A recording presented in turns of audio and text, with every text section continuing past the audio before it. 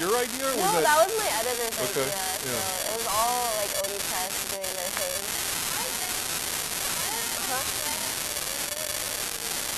His name's what? Ian? Oh, Ian! Yeah, Ian's in the back too. Nice. So yeah, we're just going to start in a couple minutes here. We're going to wait for a couple more.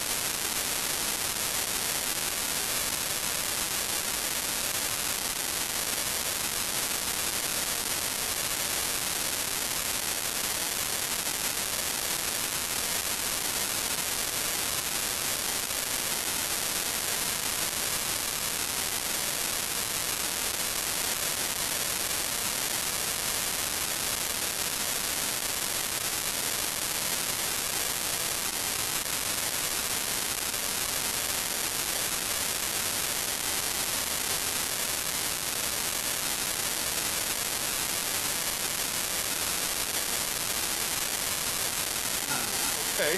All right. Yeah, yeah. We probably don't want to talk about that during the live stream because your mom probably wouldn't appreciate it. So, all right. Not yet. All right. Okay. And okay,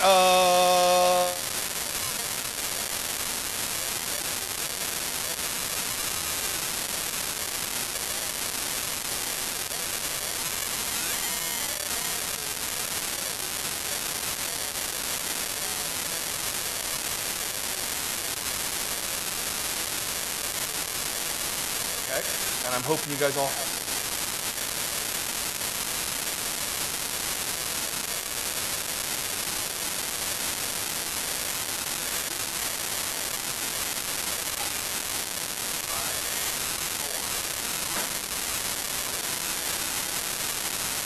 Good morning and welcome to the Comix Experience Graphic Novel of the Month Club for the month of May. Our book this month is the spectacular, oh gosh, it's such a good book, PILU of the Woods. I am here, I'm Brian Hibbs, your host. I'm here with Mai Nguyen, the author of this fantastic book, and we've got a very wonderful audience filled with kids who love this book, right? Yeah! Oh, you guys are so good. I love that. I love that. And before I forget, I also want to sponsor, I want to thank our sponsors at The Beast for helping us do these shows. It's really helpful. This is a really, really good book. Some of my favorite books are kids books. And this is one of the best ones I've read. I thought it had a lot of heart and a lot of soul, and it made me kind of teary at a couple places, and it made me feel a lot of joy in places, which is what you want a book to do. So thank you for that. Thank you. That means a lot. I put a lot of heart into it, so it means so much when other people really enjoy it. Yeah. So let me ask you, why comics? Why is it that comics are what you want to do as your art form? Yeah. So I've always been drawing since I was little, so doodling has been my thing. I'm not the best of writers, so I tend to lean towards telling stories through visuals and pictures and any doodle I had. And it just ended up being the medium that was easiest for me to communicate the stories and tell the stories that I wanted to do. And I grew up reading lots of comics and watching lots of cartoons, so it all sort of fit together. What comics were you reading when you were young? So I'm half Japanese, so I grew up reading a lot of manga and Japanese comics. And then around high school and maybe early college, I started to read a lot of American comics, and then I discovered like middle grade graphic novels, and that's where it really clicked. I was like, oh, like this medium feels really right to me. The storytelling feels like the type of stories, the storytelling I want to do. So that's sort of when it all clicked together, and I really started making comics. Yeah. Did you study comics, art? I went to college studying graphic design, so it's a little bit of like visual and more creative stuff, but a lot of the comics I made before PILU of the Woods, like self-published comics, I did during my free time in like college and beyond that. Okay. Okay. You're not doing comics full time though, right? You have a regular, a normal job. Yeah, I do. And you do this in your spare time. Yeah, so my full-time job is a designer. I went to school for design, I ended up in design, and then when I come home from work, I work on the comics and the stories that I'm really passionate about. And what kind of design do you do? I do like web design. Okay. So I help coders and developers, people who build websites. I work with them to design what they're building. So that's sort of my job. It surprisingly informs the way I approach comics and graphic novels. I think there's a lot of subtleties and like design subtleties in how to tell a story with pictures, and I think it helps me a lot in that way. Yeah. I also feel like a lot of your pages are very designed in and of themselves. So yeah, I mean, I can see that. Is there a particular way that it helps? Yeah, so one thing I really enjoy is lettering. So if you sort of flip through the pages of my book, there are some areas where it's all hand lettered with a brush. That's definitely sort of comes from my background in learning about fonts and types and things like that. And then another thing I put a lot of thought into is journaling. So how all of the boxes of the comics are organized. I try to make it as easy as possible for readers to follow and understand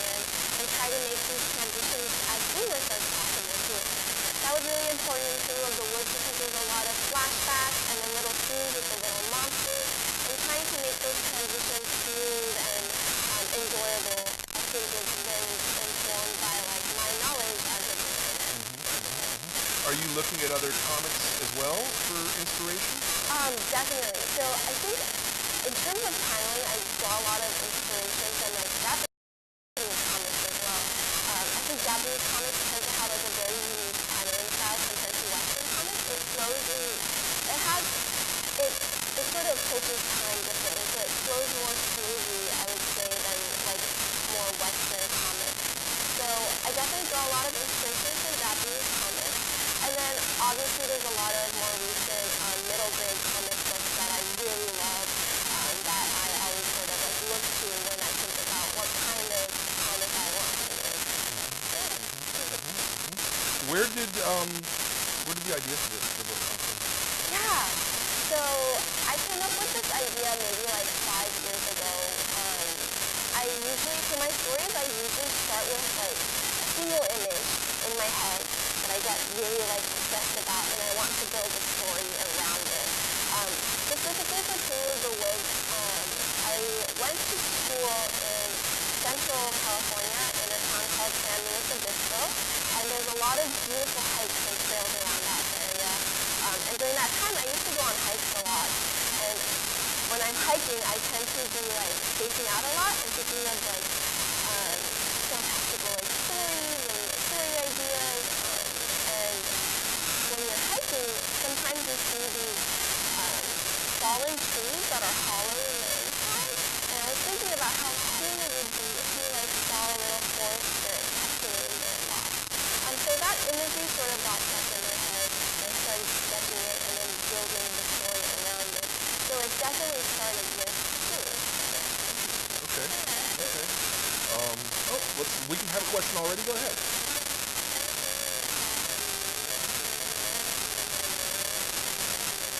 Yeah, Will is definitely the main character, but PILU is sort of the beginning of the story, and she's the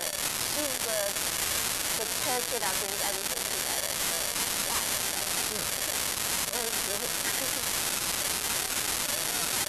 my favorite flavor of ice cream, that's a really tough question, but I do go back to mint chocolate.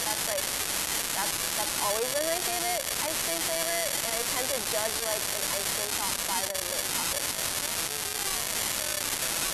I started drawing when I was really little, maybe like, I don't know, as soon as I could hold a pencil, I was always drawing. Both my sisters like to draw a lot too, and I always wanted to do whatever my sisters were doing, so I would tag along and draw. Were you drawing comics then? Like little stories, or were you just drawing individual illustrations? I used to make little, I guess you would call them zines, but I would make picture books about my dog, and that's sort of, I guess that would be my beginning of like, as a comic artist. As a 7-year-old, I would make stories about my dog.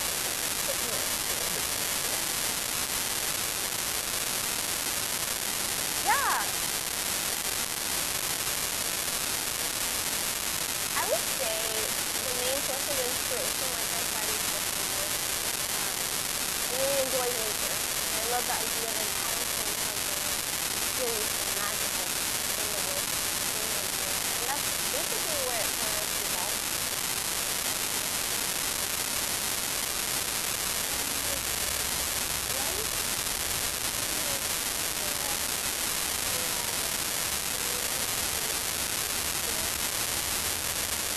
That's specifically why she's a magnolia teacher. I really like this one. Have you guys seen a magnolia in real life? Yeah. Yeah, so they have these really big leaves. They can be like this big. And then the flowers could be this big. And the flowers smell really, really good. And I think they're really good. I'm actually interested if you also study botany, or because there's a lot of botanical facts in here, Yeah. which the thing I really like about it is how well you wove it into the stories. You know, a lot of time when there are facts in a comics, the narration stops. But they're all conversational. Yeah. I am not a botanist. However, in college, I did take an intro to botany class. So I got a lot of the fun facts in this book from my Botany 101 professor.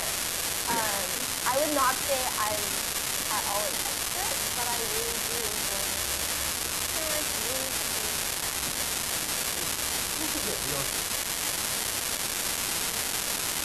My favorite character? That's a hard one. I would say Sue, because he's really fun to draw because he has really good.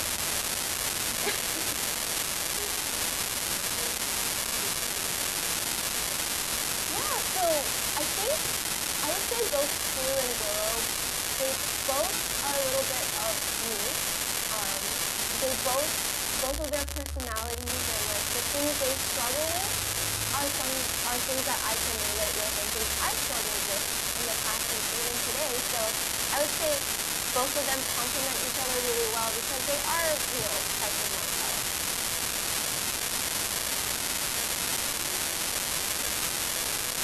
I do like cherry blossom.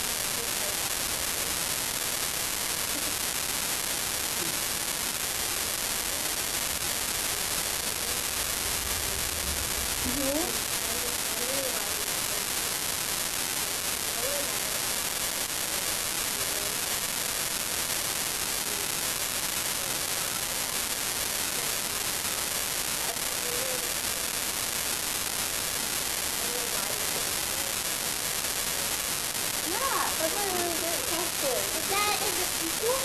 It's not in the sequel because there is no sequel. Not yet. But let me answer her question really fast. So yeah, that was very much intentional. I wanted it to be that way because, as you may or may not know, Willow's mother passed away maybe like 6 or 7 months ago.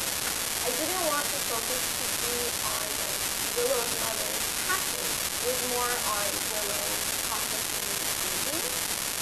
So I intentionally did that because in the beginning I wanted it to be clear that like Willow was sort of in denial. She didn't want to say, listen, my mom passed away. So she tried to pass it off as like, oh, my mom and I have been to the woods and seen the wood and have known the roses.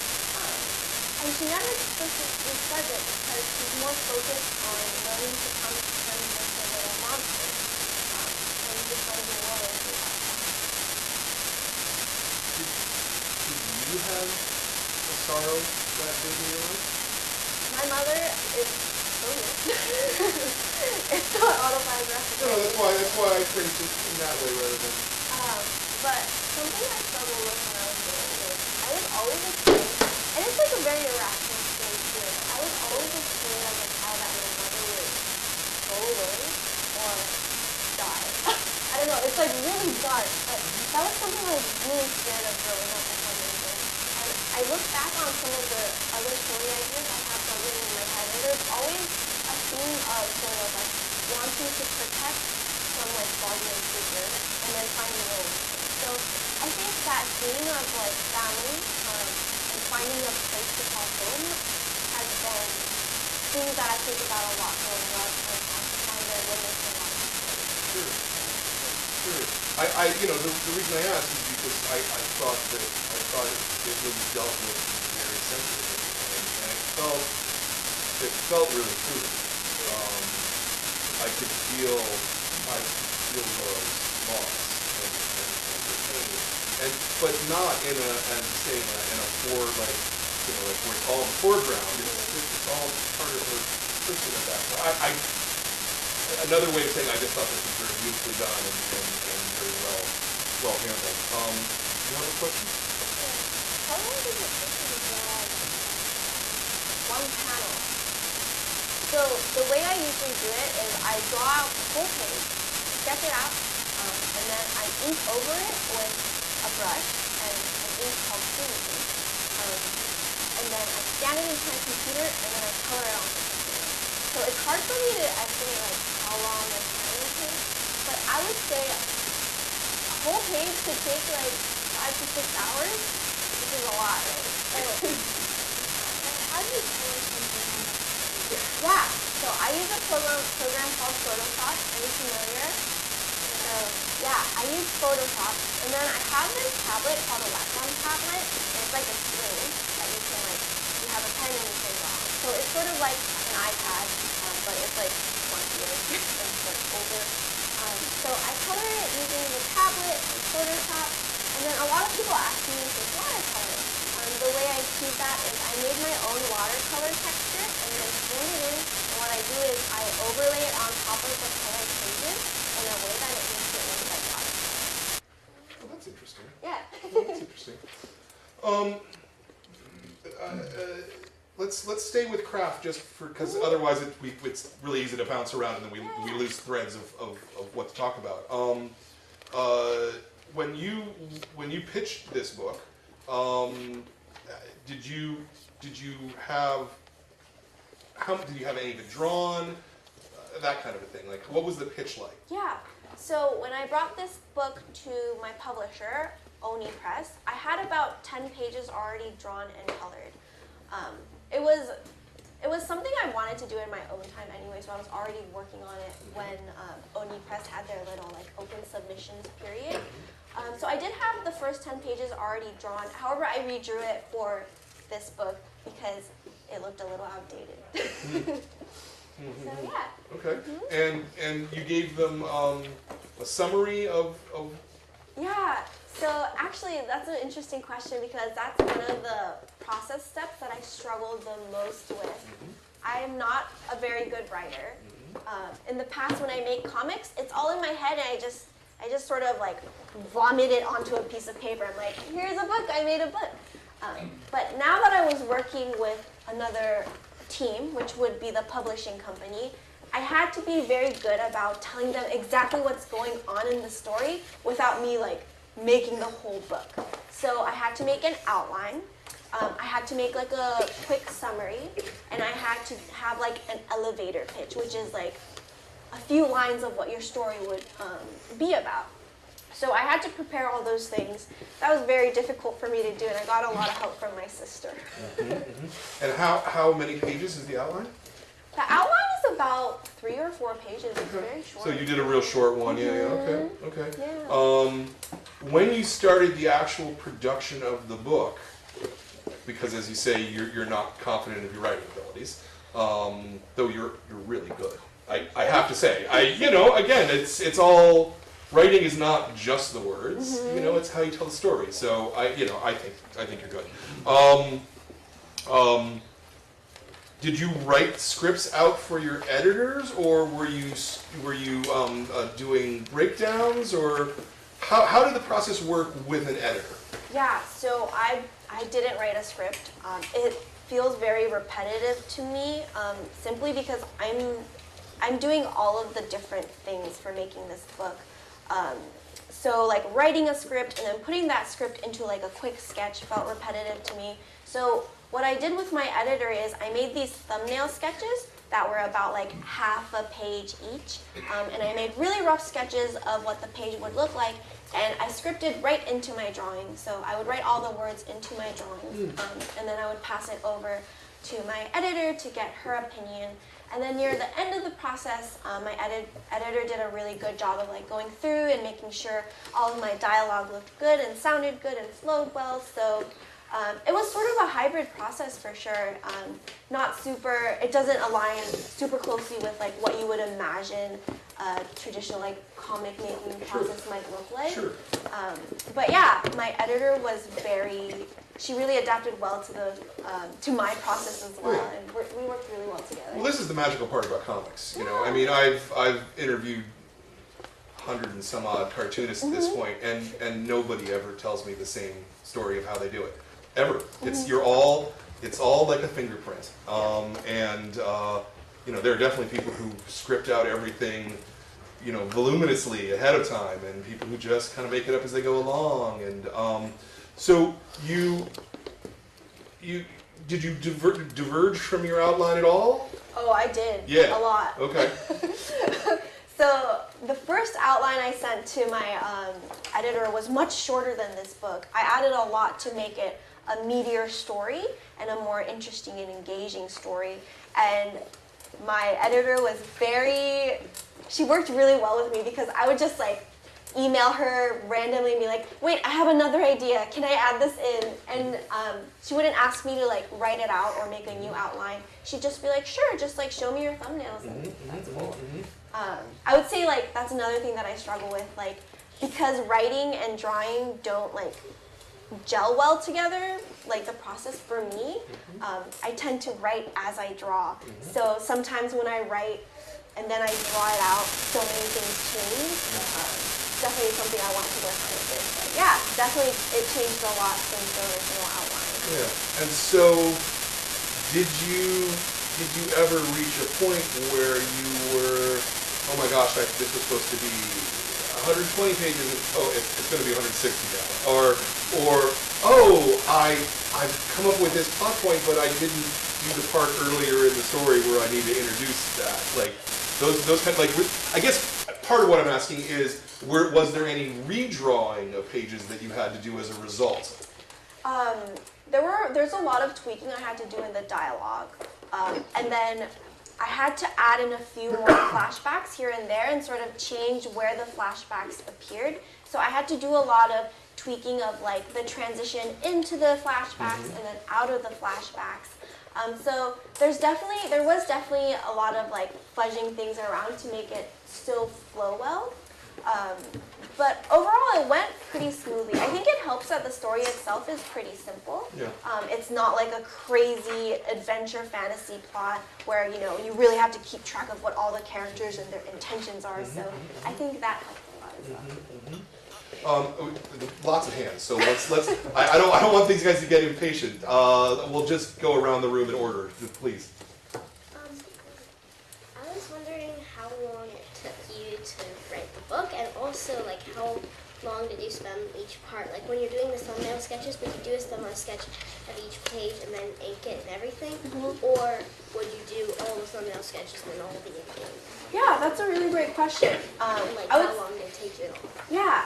So I started really starting to draw this book about 3 years ago. So overall, the whole process took about 3 years.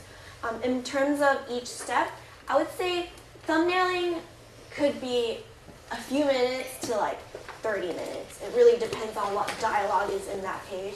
Because I sketch it so roughly and with very few sort of visual details, that process goes pretty quickly. And then let's see, sketching it out could be like an hour or two. That's also not like a super intense stage. The hardest part, the part that takes the longest for me is inking it with my brush and ink. That could take like 2 to 3 hours. I tend to, the way I draw, I don't know, maybe I'm just not like planning as I draw very well, but I tend to like smudge the ink as I draw. So there's a lot of like fixing I have to do afterwards as well. And then lastly, coloring could be like an hour or two. That part's pretty enjoyable because I don't have to think too hard. The part I have to think the most is when I'm thumbnailing because that's when I'm building the story at the same time. But coloring's always fun because I can just like watch TV as I'm doing it. Your inking is, I mean, it's rather intricate. Thank you. I'd say. I mean, even though the figures are relatively simple, lots of little lines, lots of little detail, so it makes a lot of sense to me that the inking would be the longest part of the process. You have a follow-up? Yeah, and also how long did it take you to do the whole book? Like, About 3 years. About 3 years. Yeah. should I just notice that? Yeah, it's That's okay. Go ahead. Whose idea was it to make the nature journal in the back of the book? That was my editor's idea. Her name's Robin, and she's a really cool lady. But she also wrote all the different, all the copy in the nature journal section. Yeah, she was really awesome. She was like, Willow really likes to nature journal. I think it would be really great if our readers could sort of engage in that activity as well. And also, have you written any other comic books? This would be my very first comic book, my full-length comic book. What doesn't it say you did other comic books? Yeah, so I did really short, little self-published books previously, but they're all 30, 40 pages long, so they're pretty short, and they're not middle grade graphic novels. Yes. My mom is an artist, and I also make books sometimes too. That's really cool. I already did like 2 books. Already? It's a series. That's amazing. Nice. They're really small. Will you tell me about it afterwards? I want to hear more. Yeah. I have 2 questions. First, have you ever had mushroom rice? Yeah, that's my mom's recipe. Except I tweaked it a lot, so it's like easier to make for everybody. But that's something my mom used to make, and you should try it too, because it's really tasty. And also, did you, because PILU never tells Willow that she is a forest spirit. Did you ever think about making her a nymph or a fairy or something? I think PILU is sort of all of those things. I wasn't really sure what to call her because I wanted her to specifically be like a child of the forest. And like maybe that's a nymph or a forest spirit, but I didn't want to specifically call her anything because I just wasn't sure what that would be. I also think that, you know, in a lot of ways those words are the human words, right? Like that's not, they don't think of themselves as that. They're themselves. Yeah, so PILU calls herself a sapling because she's like a baby forest thing. Baby forest, like, I like that. Yellow shirt? What was your favorite page? My favorite page? That's a really good question. So there's a page near the end where Willow wakes up and there's a fairy, there's like a mushroom circle around both Willow and... Actually, I really like this page too. Oh, that page, yeah. That was really fun to draw. What page number is that? 120. So 120. That was a really fun page to draw.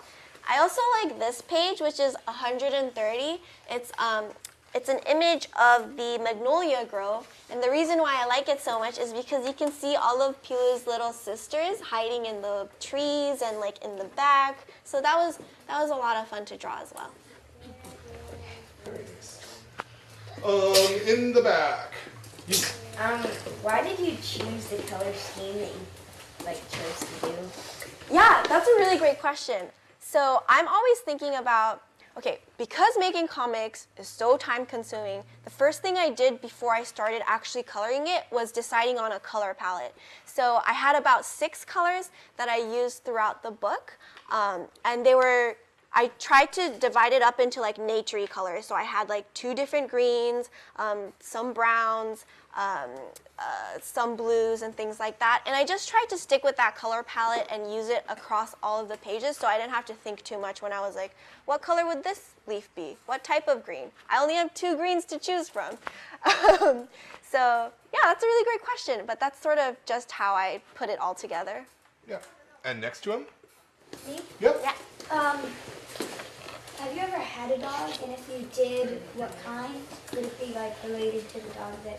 That's a great question. So Chicory is sort of based on a dog I had about like 2 or 3 years ago. He was a white dog. He was smaller than Chicory, but he was like a Shiba Inu mix. And he was very cute and definitely looked sort of like Chicory. Right now, in fact, as of 2 days ago, we adopted another dog. Wow. He kind of looks like Chicory, but black. Okay. So yeah. Was Chicory in the story from the beginning, or did he get added later? Or? Chicory was in the story from the beginning, but he originally had what looked more like a husky, like a gray husky. And then 2 years ago, my dog passed away, and that made me very sad because my dog was always sort of next to me when I was like drawing these pages late at night. So I decided to go back and change Chicory's colors so he looked a little bit more like my dog that just passed away. In front. I have 2 dogs, but one of them passed away too. And so PILU's mom is a tree, or is she one of those like girl spirits? Which one? In my mind, PILU's mom is a tree. So when she gets back to the magnolia grove, she like scales up a tree. And it's like the biggest magnolia tree in the grove. I think that's PILU's mom. Makes sense to me. Yeah. Is the grove like like supposed to be home to like other forest spirits or just their family? It's home to just their family, which is why it's the Magnolia Grove, where all the Magnolia spirits are. Yeah. So when you said that her mother's a tree, I also kind of thought that at the end because I think she goes and then she hugs the tree. Yeah. And then also, I think this face is really cute that you drew. What made you think, like, give her that look? When she's all like embarrassed. Like, has her What ears page? down. Yeah. What page was It's on that? 41. It's the very last panel. She's getting a little shy. I definitely wanted her ears to be a little bit like, to show her emotions. So when she's sad, They droop? Yeah, they droop a little bit. When she's excited, they're a bit more perky. So yeah, that's part of her character design as well. When you draw panels like that, are you like looking in the mirror? How do you trial and error? Yeah, so I don't look in the mirror, but I bet when I'm drawing, I'm definitely making that face. And then what also helps is I have two nieces. They are 3 and 6 years old, and they pout a lot. So I'm really good at drawing kids who are pouting. Very good. Yeah. Why did you choose to make the cover page the cover page? This one right here? Yeah. So I actually had a few different sketches that I brought to my editor, and she sort of helped me choose. You know, throughout the whole story, we don't really know much about PILU, right? Even though her name is in the title, we don't know much about her. She's still a little bit mysterious because in the end of the day, Willow is the main character. And we felt that really sort of, this cover with just Willow and Chicory sort of reflected the story as well. Makes sense to me. I kind of like this face and what happens when PILU grows up? How does she even grow up? Does she just stay in one place and turn into a tree? Maybe. I haven't thought that far. Will you help me figure that out later? Or she just sit on the ground and wait till she grows? I don't know. Maybe that's a sequel that you could write for me. How does that sound? No? Too much work? It is a lot of work. I already have a book in my mind. Okay, you work on that first, and then we'll talk later. So, because you have a regular job, full-time job, Yeah. and you're doing comics afterwards, I'm curious about how this works. Like, do you get to go out and have a life, or are you just come home and just chain yourself to the board and just start drawing, or? It was definitely a learning process. I can't go out and have fun every night because I had incremental deadlines for myself. What helped a lot is I told a lot of people that I was working on a book. So a lot of my friends sort of understood what my priorities were until I met my deadlines. And just making sure the people that are in your life are really aware of what's going on in your life really helps to, like, for them to understand, you know, how much free time you have and, you know, whether you can commit to, like, these different fun events. In terms of, like, time management, another thing that really helped was before I started working on the pages, I made this chart of all the pages I had to do, broken up into the different steps. And as I finished each step, I would sort of color in the box, and that was satisfying in its own way. Kept me going. Gives you a goal that you can visually see. Yeah, exactly. Yeah. And would you I assume you get home from work and you eat dinner, and it's Yeah. probably 7 o'clock or something, and you're sitting down to draw. Are you like going from 7 till like 1 in the morning, or? No. I need sleep, or else I can't function the next day. And the thing with me is, like, I can't be productive for a long time. So what usually happens is after I get home from work and I eat dinner and whatnot, or I would sit down and start working on it from 8 to maybe 10. Okay. And then another thing I did a lot was on certain weekdays, I would meet up with my friend at a coffee shop. and then we would work together on our own projects. So my friend is a writer, so she would sit across from me writing her story, and I would have sort of my sketchbook or whatever page I'm working on and sit across from her and work on my story. So having sort of a work buddy helps a lot too to keep you going. Yeah, makes sense. I noticed that on a lot of the pages you can kind of see the tree, sorry, not the trees, but the monsters. Like on page 91, there's like her boots are like the water droplets around her boots are like little monster heads. And are you doing that to kind of show that like they're always with her, basically? Like. Yeah, no, that's a great question. That's sort of right. Yeah, I have panels where you can see the little monsters getting a bit riled up. Specifically, the page that you just mentioned, that's right when the monsters sort of move from within Willow to the real world.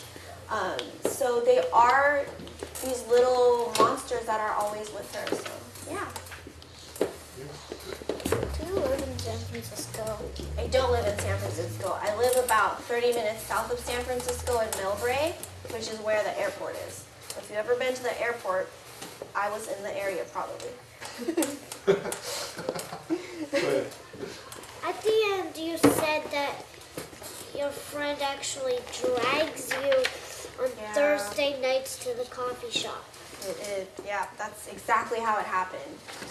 2 years. Yeah, 2 years. Every Thursday, we called it Thursdays because it was our work day. And sometimes I'd be really tired after work, and she would still be like, come on, Mai, like, just an hour, 30 minutes, we gotta like get FaceTime together and just crank on our projects. That's why you drink coffee, to keep you up. I do drink a lot of coffee. Was there, like, once you had the contract to do the book, was that enough of a lash for you as a creative person to get you producing? It was definitely a moment where I was like, oh, I have to finish this book now. I've never finished a full-length book. And what's interesting is, at least for me, the way my relationship with the publishing company and the editor was a bit like, my editor trusted me to do what I wanted to do well and just keep in touch with her like maybe once a month. So in terms of like, she would always check in with me to make sure I was on track. But beyond that, I just try to keep going at it one page at a time. Yeah. Yeah, just because 3 years is a long gestation project, gestation time to make a book, and keeping yourself on track seems like maybe the trickiest part of all of being a cartoonist in that situation. I think what helped is I tried not to look at the end goal think about the end goal too much because it scared me. I was like, I still have 100 pages to draw, and 2019 sounds like way too far away for me. And as I mentioned, I had a little chart where I marked like each page I had to do, and just focusing on the next box helped a lot. Just what do I have to do next to get the story a little bit further? Yeah, small goals. Did you create that chart?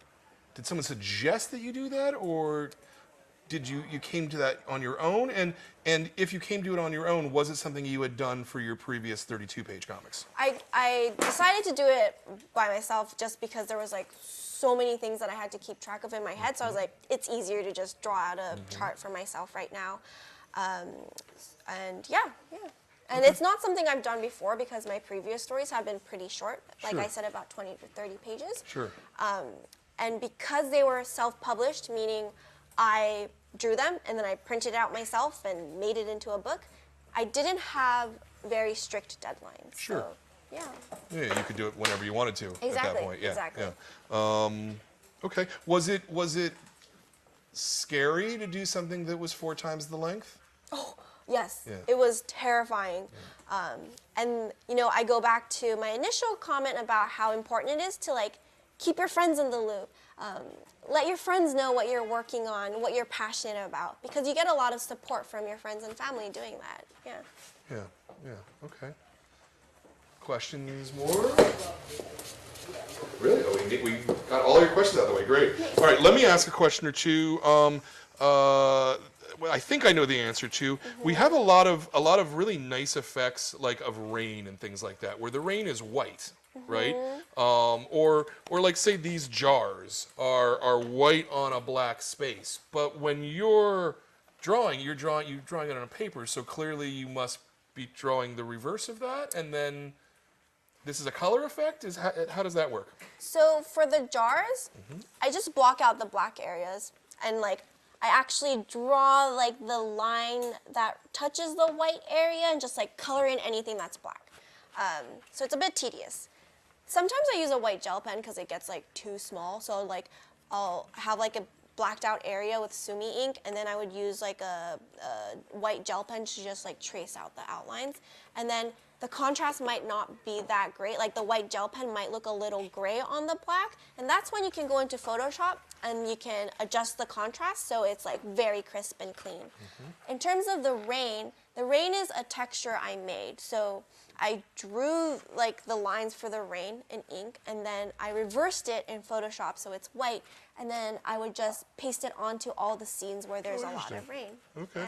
Same thing with like the on a window pane. I think for the window one, this was just like gel pen. Okay. So very it's like cool. a little bit of everything, whatever works the best at that moment. Yeah. You have a super high-powered scanner, I'm assuming? I don't know. It's a really old scanner. It's like 10 years old. Oh, okay. Maybe not then. What's the size of your original artwork? 9 by 12 is the paper. Okay. It's like maybe this big. 9 by 12. Interesting. Is that right? Yeah. Yeah. Interesting, because a standard piece of paper is 8.5 by 11, so Yeah. it's bigger than a normal piece Just of like paper. slightly bigger, yeah. But it's like a sketchbook kind of Yeah, paper. yeah. I see. Okay. Go ahead. Does Willow even know that her mom passed away? Because she's asking, Mom isn't home yet?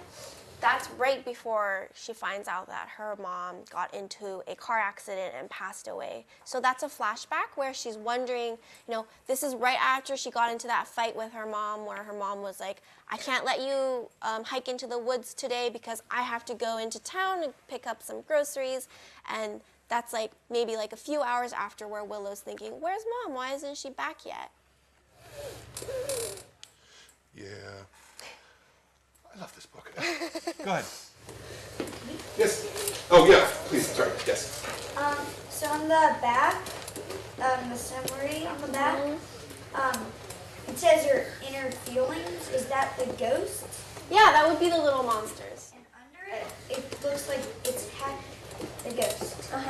Yeah. So actually, if you look near the end of the book, the monsters look a little bit happier because they found their way home. The story is about both Willow and PILU finding their way home, but also for Willow's inner feelings, her little monsters to be welcomed back home and not sort of rejected and bottled up and thrown away into the corner.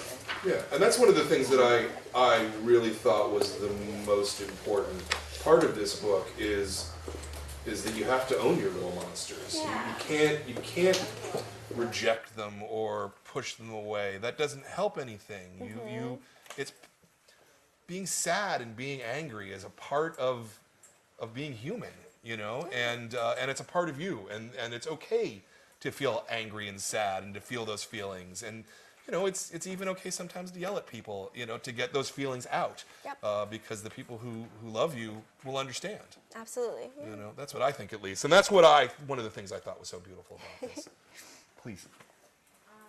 Did you always make all the flashbacks and the little monsters in our mind instead of having them be rectangle or square panels, make them rounded edges? Did you purposely do that so you could for example on page 92, so you could see the difference? Yeah, I made it rounded because I wanted it to be clear for readers that these are either inner emotions, internal things that are happening, or a thought that's happening, a thought of the flashback, the night Mom didn't come home. So yeah, it's a great question. Yeah, that's a really good catch as a reader too. Yeah. That means you were reading it very closely. Good job.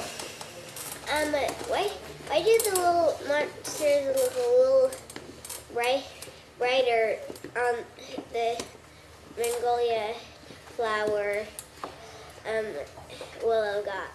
It's because they're happier. You know, like I said earlier, the story is about making sure you have a home for your inner monsters or inner feelings. And that's exactly what Willow was able to do at the very end of the story, so the little monsters look happier. And why did the yellow monsters attack Willow, even though she noticed that she needed to give them a home? Yeah, so that's sort of when the monsters got really upset that Willow is still ignoring them. They want to be recognized, they want to be heard. So when the little monsters are chasing Willow and PILU, there's a scene where the little monsters are just calling out for Willow's name, being like, Willow, Willow, listen to us, you know, we're a part of you, listen to us. So that's sort of why that was like the breaking point where the little monsters leaked into the real world and started chasing Willow to just get her attention. Seems like they want revenge. They don't want revenge, and they actually just want attention. You know, like when you're being ignored, you're just like, listen to me, like I have stuff to say. That's exactly what's happening, and they're not necessarily looking for revenge, they're just looking to be recognized. Yeah. They're little monsters, they're not actual monsters. Yeah. They're not. So, on page 115, where the monsters like dive into her and like she passes out or whatever. Oh, that's the one I was talking about. And like it's a flashback. Is that the night where her mom like doesn't come home? Oh, this flashback. Which page? 115. 115. Yeah, that's an interesting flashback because this is the only flashback where Willow isn't like explicitly thinking about that day when she got into a fight with her mom, right? Right when she welcomes the monsters in, she's thinking about the time that she was able to sort of like ask for help from her sister. Like, I'm really scared tonight. Can I sleep with you tonight in your bed? And it just shows the bond that she has with her sister and how like even though their mother passed away, they still have each other. They still love each other and they still like mean a lot to each other. So that's really what I wanted to show. When Willow accepts her little monsters, she's able to think about like, oh, like I just got into a fight with my sister, but my sister is a huge part of my life and I love her very much. And also, do they know that she's not gonna come back, or are they still like, oh, where is she? No, so it's implied that Willow's mom passed away in a car accident a while ago. It's not said explicitly, and it's a little subtle, but that's sort of what happened with her mom. Looking back on it, do you like the self-portrait you did of yourself on page 158? You know, I made this self-portrait a long time ago. So I used to have bangs, and I used to have long hair. But now, I don't have bangs and I have short hair. So I sort of think about like, man, I drew this so long ago that it doesn't really look like me anymore. So that's a great question. I need to update it.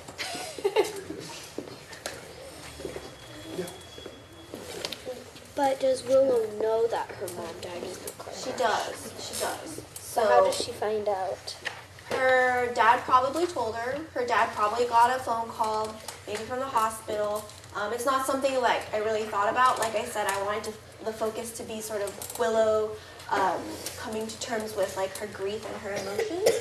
But I imagine that's sort of how Willow found out. There's a scene where in a flashback Willow is placing some flowers by like where the accident happened and her dad is sort of trying to comfort her. So she does know. Where's that scene? Let's see. That's pretty funny, probably.